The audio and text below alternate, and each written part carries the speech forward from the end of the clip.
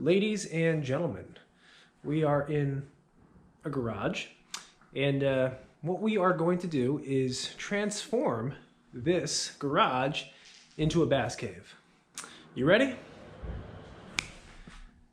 Wow, that came out pretty good.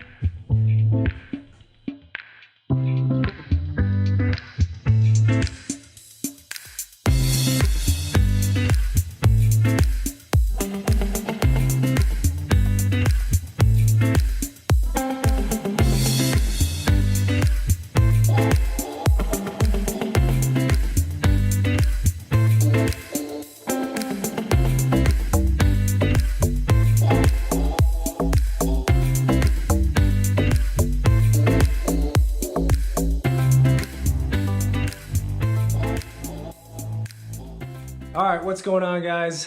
So I apologize if that intro, that transition was a little cheesy, but I thought it was cool, so we'll see how it came out. But today's video, something completely different from anything I usually upload on the channel, and it's not going to be a fishing video. It's going to be fishing related, but today I want to give you guys a full tour of this garage conversion into a bass cave / kayak corner. So if you guys follow the channel, which I'm sure you do since you're watching, this is mainly a kayak fishing channel, and a lot of folks out there have videos on bass caves. You know, they've got their man caves with all their baits, their rods, whatnot. But since this is a fishing channel with a kayak, I thought it would be most appropriate to kind of make a hybrid conversion.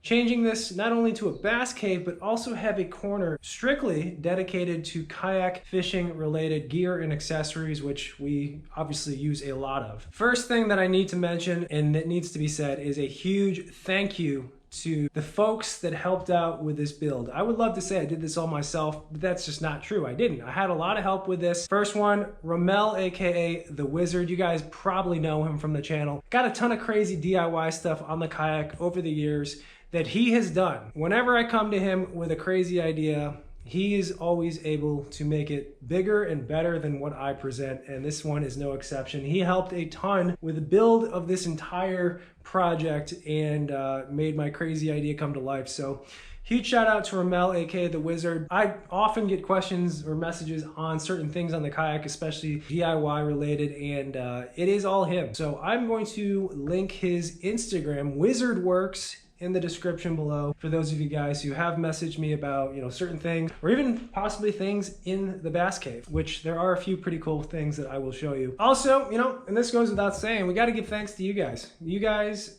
we started the channel in 2013, I want to say. Just been an adventure. It's been, I want to say, a roller coaster, but it really hasn't. It's just been me filming every fishing related trip I have and putting it on YouTube, and you guys watching, and obviously there's a huge part in that regarding this build and making it possible. So huge shout out to you guys. And then of course the companies, you know, the companies that support, you know, myself and the channel and the content. We don't have to go into too specifics right now, but you will see throughout this build, throughout this tour, that we got a lot of good companies backing us. So huge shout out to the companies that contributed to the build. So let's just get right into it. We'll get right into what I consider the good stuff, something a little bit different than, I guess, any other bass cave you'd see, is the kayak corner. You can see that we've got, you know, the whole thing painted. Had Ramel do some of the lighting. Our buddy Travis helped with the drywalling. The entire wall is covered in slat wall, and that allowed us to hang all these accessories. This thing is basically a miniature kayak shop. Yeah, we'll just start right here. Got some Yak Attack accessories. A lot of my accessories on my boat, especially the ones that can be put on gear tracks, are from Yak Attack. They make some great stuff, so having a good supply of Yak Attack stuff is necessary. Right below it, we've got Torqeedo products. These are all backups, and let me just say one thing before we go any further. A lot of this stuff is backup. It's stuff we will frequently use. I've said this on the channel before, but part of my fishing is trying to be as organized as possible to be more efficient on the water, and that also translates into off the water, in the garage, being organized with what you have, what you need, having a good solid inventory, and that is one of the big purposes of the kayak corner, is having that ability. And especially products that may break, we can easily grab and get without having to wait for an order to be delivered. So That being said, we've got Torpedo stuff. Extra throttle, extra props. We've got some chargers, an extra fob. You never know when you might lose a fob out there. We got our Bioenno batteries right here. These are batteries that I've been using for, I want to say 4 or 5 years. Kayaks have gotten a little bit more complicated, need a little bit more power. So that's where these come into play. Got the different sizes. The 40 amp hour is the one that I think is good for just overall high performance tournament fishing kayaks. When you need to power maybe a 7-inch or bigger graph, as well as run a GoPro, maybe you have a couple of USBs for phone charge, random stuff like that. So the 40 amp hour is the one I've been using, but you don't always need a 40, so there are different sizes, like the 20, even got like a little 9 amp hour right there. One thing I do want to show you right here, this guy right here, this is a Bioenno power pack. This guy right here is going to solve the problem of not having electrical outlets at a campsite, or if you're truck camping in a parking lot or whatever. This is your power source right here, such as a coffee maker, a little electrical pan we could use to grill some food, use your laptop, your device. Of course, charge our batteries, charge our Torpedo batteries, our Bioenno batteries. Got DC and AC inputs. This is basically a generator, so this is a really cool accessory to have, and I'm definitely excited to use while doing some truck camping this year. Bioenno batteries are the lithium-ion batteries of choice. We of course have a bunch of native watercraft accessories. Again, things that could break. One in particular, the prop. Doesn't happen much, and you're probably only gonna do it if you're fishing around stumps. I've only broken like 2 props in maybe 8 years, but that is the point of this right here, is having those backups. Especially if you're in a 2-day tournament or you're fishing back-to-back days, you don't wanna not have something that is vital to propel your boat. Then moving over to the center of the corner, we've got all of our NRS products, from dry bags to straps to knives. This is pretty cool right here, I will say. This little paddler's medical kit. It's a good thing. It's nice and compact to have inside your kayak, even inside your vehicle. Basically is a created medical kit that has anything from bandage, wound care, to over-the-counter medication that you might need in a pinch out on the water, out on a camping trip. So we do have one of these in the boat at all times in the front hat. That's just a backup. Got to give a shout out to NRS footwear, the boundary boots. I would say if you're a kayak fisherman, you probably have a set of boundary boots, or at least a lot of you guys do. Great boots for air temp, I would say, of 30 to even 70-degree weather. I've worn these boots and they're good. They're waterproof. They've got good traction. I've got some nice backwater boots next to them too. These are a little bit more breathable, but still have that heavy duty grip. So probably in the next month or so, at least out here in California, we'll transition from the boundary boots to these boots. Moving over. All right, so if we look up here at the top, we've got a lot of Cal Coast product. I will say that Cal Coast products, specifically these guys and this guy, are top 5 easily. The most asked question of a certain product: what are those things holding your baits? What is that thing holding all your rods together? And these are your answers right here. So these are the Cal Coast bait sacks. Been using them for a while now. Just a really good way to store your baits on your rods, especially baits with treble hooks. You keep them nice and tucked away. They snap right onto the rod. It keeps everything really organized. And then of course the rod mule. The rod mule is what carries all my rods during transport. There's a big sleeve you throw all your rods into, and then there's some straps. It keeps all your rods nice and compact, nice and tight, and you're not grabbing all your rods with one hand and risking breaking a guide. Those 2 items right there from Cal Coast I think are really, really good. Again, all these items in general are to make your life easier, and these are definitely 2 that will accomplish that. So huge shout out to Cal Coast. Right below the Cal Coast section, we've got our line, extra line. Been using P-line now for a couple of years, and it's a great line. I love their fluorocarbon, their tactical fluorocarbon. There is a lot of line here, but a lot of it is repeats. We don't go too crazy with different lines. I mean, we got our staples, our 20, our 17, and our 15-pound fluorocarbon. And then we've got some 10 and 12 for spinning setups. Braid, pretty simple. We got our spinning reel braid, our 15 and our 10. And then we've got our big braid actually coming over there, our 65 and our 50-pound braid. One thing that is kind of new and different, and I've been testing out a little bit, that has been killer, is their new P-line Shinsei, which is strictly for leader line. So they make this in 27 yards, it says, so a smaller spool. You're not taking big spools of leader line out there. Nice and compact, and this is of course 100% fluorocarbon. So this stuff I think will make a big difference, especially this summer out here in California when it gets really hot. Those fish move deep, they get super line shy. Probably go down to the 6 and maybe 8-pound Shinsei for our leader line. And then of course the baits. Gotta have a wall with just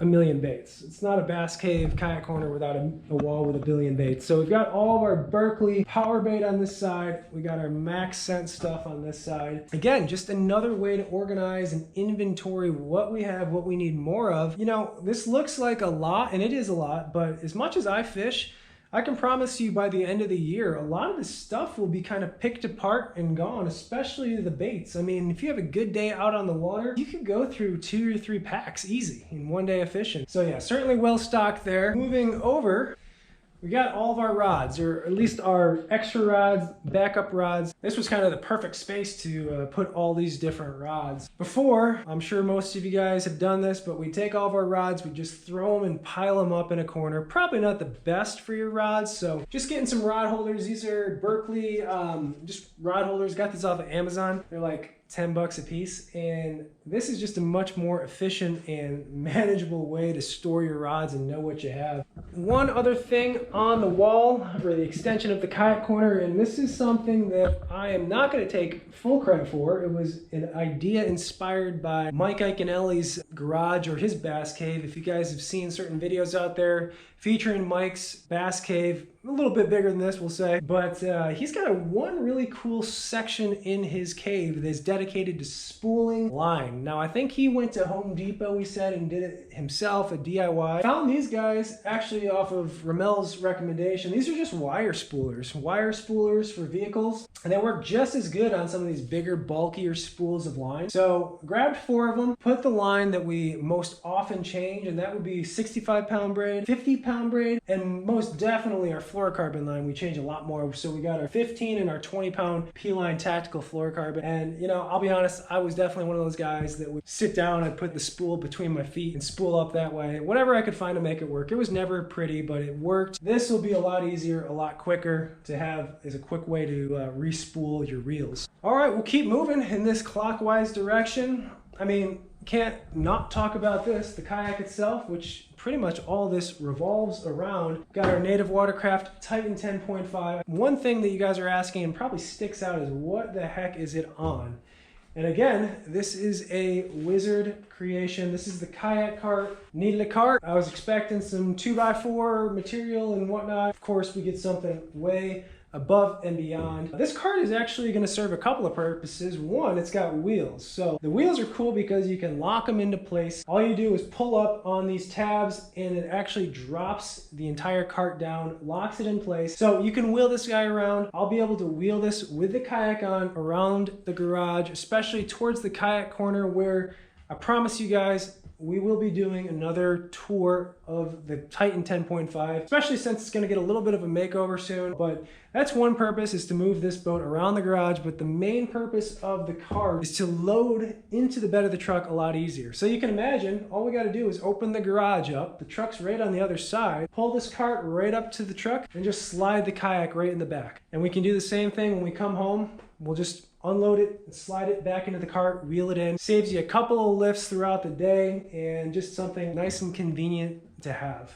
So moving on, I think this is the one section that you'd more traditionally see in one of these types of videos, like a bass cave video. And this is kind of what it is. This is the bass cave. You know, it's not as fancy looking as everything else, but it's got that classic look, which I definitely wanted for this side. And first we'll go over this. This is a mess, but I think we all have this too, you know, that one corner, that one closet in your house that you don't care about. You throw whatever you want. If you don't know what to do with something, you just throw it in there, and over time it looks like that. So that's what that is. You need that though. But getting over to the main section right here, we've got our little bass cave. Of course, we got pegboard, hanging up different hard baits. Again, just like the soft plastics, a way to keep inventory on what you have, what you need. And then you can, of course, make a little tackle warehouse. Speaking of tackle warehouse, we had to make a recent order. Little hodgepodge of random stuff. I mean, this is definitely like the workstation where we're gonna do a lot of work as far as bait tweaking, retying, changing hooks, stuff like that. Not trying to be as organized over here. This is just kind of on the go, change stuff over, things pile up, clean it every month kind of deal. Other stuff we've got on here, we've got extra fish sticks. You guys know we love the fish sticks. Finally got an extra bottle of this. I was out of this. This stuff is good stuff right here. If you guys have a graph that gets a little crusty every so often, like mine, wave away. Awesome product that cleans your screen, your sunglasses real good. Got some more bioenno batteries. Actually, the LED lights we've got here are being powered by a little 9 amp hour right here. So give us a little bit extra lighting over here. Cheater jigs, chatterbaits, KAYAK jigs, just stuff that we've always used or have been using that we need to change out every so often. We go up here, extra baits up here. We've got extra crankbaits, jigs, everything you can imagine as far as what I use. Take a look right here. You obviously can't store everything on pegboard or slat wall, so a lot of the extra baits just go into these 3700s. I'll show you one more. I'll show you this one right here. This guy right here is extra, not extra, but it's swim baits and such. Definitely gonna be throwing this guy more. And definitely this guy more on the Delta coming up. So again, just more bait storage, and they all conveniently fit up here. A bunch of extra reels up here. We've got some more miscellaneous things, a boat cover. There's our deeper sonar unit, more reels, some extra dry bags. This is a good one. This is one that's definitely going to come out to play soon. These are all of our frogs. This guy right here is about to do a lot of work on the Delta, I promise you that. I'll pull this one out. I think this is worth mentioning. So you can probably see that's not a light box. This is another Calcoast product. This is the Battle Box. This is specifically made for terminal tackle storage. I'm gonna tell you what, this is like, I don't know, 7-8 pounds at least. For me, I am never bringing this on the kayak. But what I do like about these boxes is it allows you to organize your terminal tackle. So again, inventory is key. Knowing exactly what you have, what you don't. For example, 3/16 ounce cylinder weights, I'm out. So I gotta make a Tech Warehouse order. Other weights, got our tungsten stuff, our 1 ounce weights. Looks like we're well stocked there. You don't wanna find yourself the night before a tournament looking for your 1 ounce weights and you don't have any when there's a hot punch bite or something like that. So, but yeah, just a way to keep yourself organized. And what I do, what I take out, and I'll just show you, instead of that entire box, I just take this box out. I know exactly what I need. All my hooks on one side, or some hooks. Weights on the other. And this is like, I don't know, 1.5 pounds. So you guys know, especially for the kayak guys, space, weight, you gotta be conservative with it. You can't weigh your boat down too much. So this is just one way that I try to lend to that. This is a great box to have. Again, I like this box a lot, but mainly just for home and for organizational purposes. What else can I show you guys? Here, it's not too exciting in the drawers. Just tools, screws, hardware, stuff like that. Down here we've got, yeah, what I said basically, and then some extra chargers and stuff.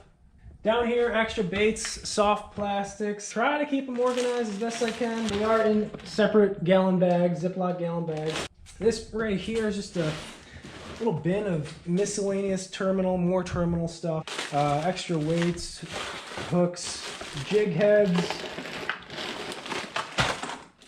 Got some different skirts. Kind of want to try throwing these on. Look at these skirts. These are pretty cool. These look good on a chatterbait, right? So just different skirt colors. Got some Dark Horse A-rigs right here. You guys know the A-rigs I like, the Dark Horse A-rigs. Yeah, just kind of random stuff in here for the most part, but a good little compartment to have. Coming down here, extra baits, extra pad crashers, right?